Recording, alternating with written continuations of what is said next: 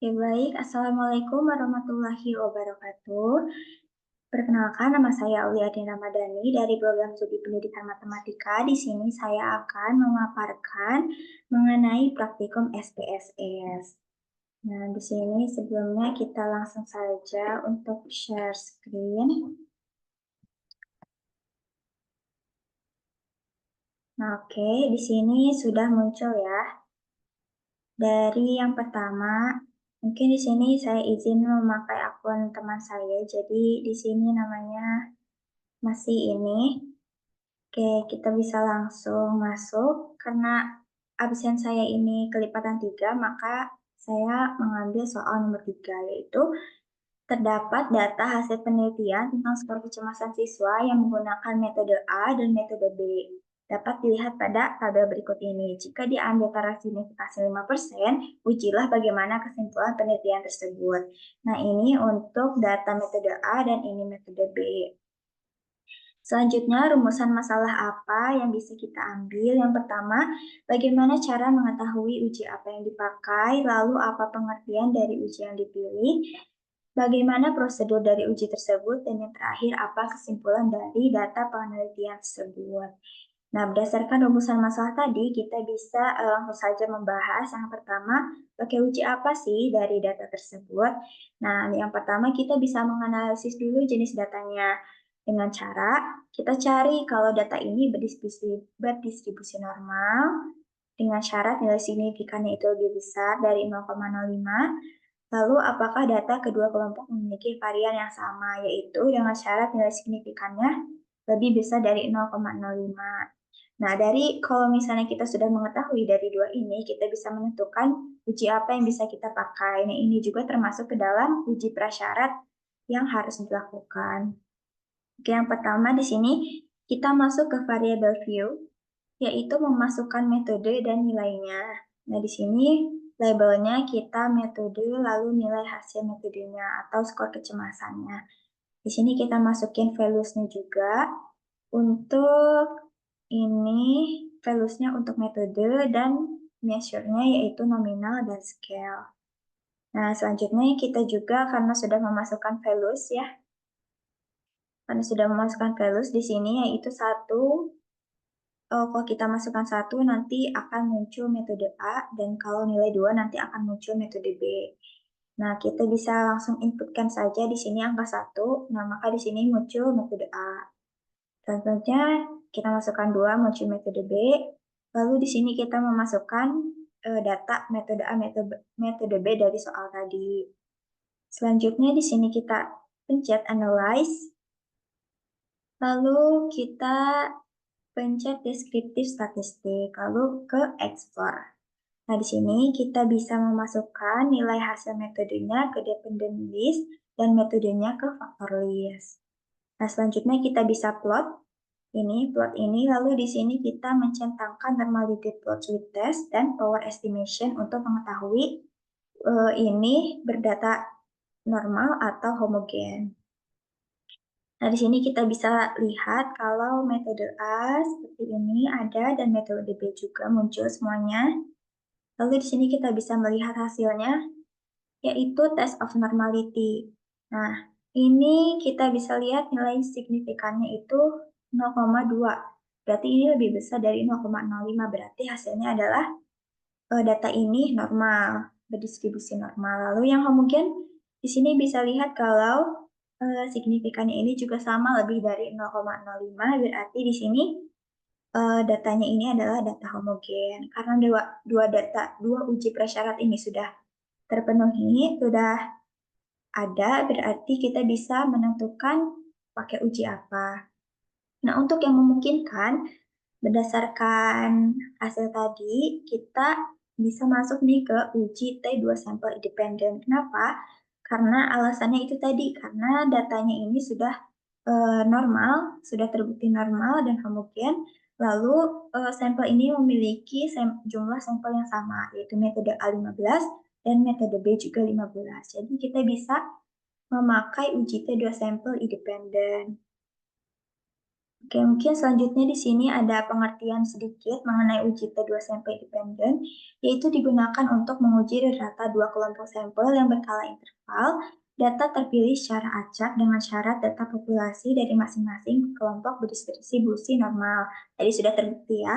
Lalu jumlah sampel sedikit kurang dari 30, data saling bebas atau independen satu sama lain, tetapi varians populasi tidak diketahui. Atau kita juga bisa menghitung dengan syarat uji T ini menggunakan rumus seperti berikut. Uji T rumusnya seperti ini dengan SP kuadratnya adalah ini rumusnya. Mungkin selanjutnya di sini ada penjelasan bagaimana prosedur uji T2 sampel independen dengan SPSS. Yang pertama kita rumuskan hipotesis, lalu taraf signifikansi tadi udah ada 0,5% yaitu 0,05. Lalu menentukan statistik uji normalitas, tadi sudah terbukti datanya normal, lalu menyusun data dalam SPSS, menentukan kriteria uji, terima H0 atau tolak H0. Tolak H0 jika nilai signifikannya kurang dari alfa yaitu 0,05, dan terima H0 jika nilai signifikansinya lebih besar dari alfa. Yang terakhir yaitu menentukan kesimpulan. Nah, mungkin selanjutnya kita masuk ke yang pertama yaitu merumuskan hipotesis. Yang dimana H0-nya ini jika mu1 sama dengan mu2. Jadi skor kecemasan siswanya itu yang menggunakan metode A dan metode B itu sama. Sementara untuk tolak H0 atau terima H1 yaitu mu1 tidak sama dengan mu2, yang dimana skor kecemasan siswa yang menggunakan metode A dan metode B itu berbeda. Nah, mungkin di sini kita bisa langsung masuk ke taraf signifikansi yaitu 0,05, lalu menentukan statistik uji normalitas tadi sudah, lalu kita bisa masuk ke menyusun data dalam SPS. Oke, di sini kita bisa masuk.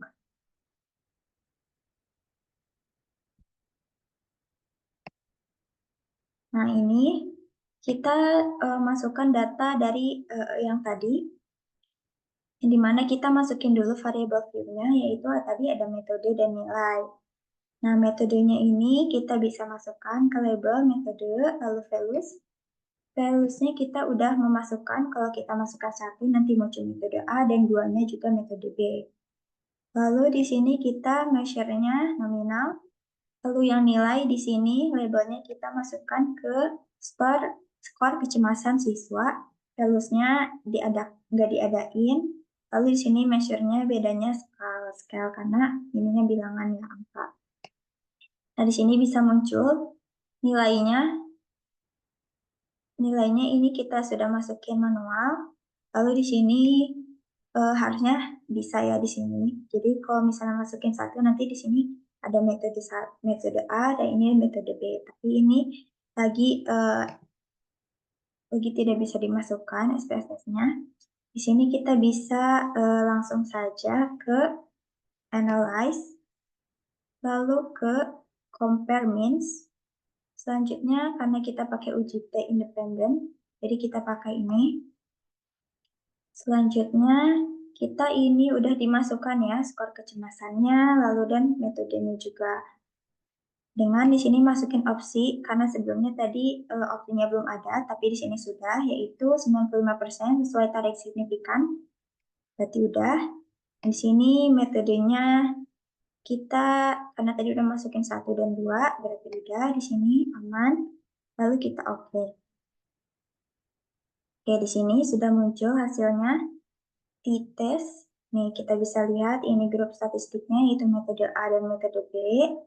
Ini jumlah sampelnya dan ini rata-ratanya dari metode A nilainya 20,40,4 dan yang rata-rata metode B itu 44,73. Nah, mungkin selanjutnya di sini bisa dilihat kalau signifikansinya di sini udah dua-duanya udah input dua-duanya karena di sini ada tulisannya. Berarti di sini tulisannya 0,00. Berarti karena di sini 0,00 ya. 0,00 itu kan kurang dari 0,05 ya.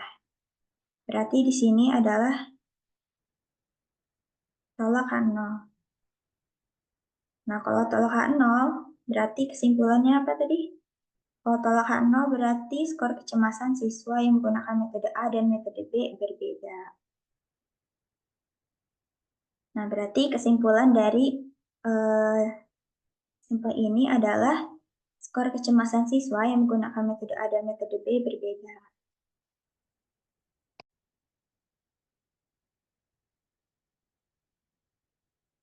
Berarti di sini sudah ada ya kesimpulannya. Tadi 0,0 itu lebih kecil dari 0,05. Berarti skor kecemasan siswa yang menggunakan metode A dan metode B berbeda. Nah, mungkin itu saja yang bisa saya sampaikan mengenai pemaparan praktikum SPSS soal nomor 3. Jika ada kesalahan mohon dimaafkan. Wassalamualaikum warahmatullahi wabarakatuh. Terima kasih.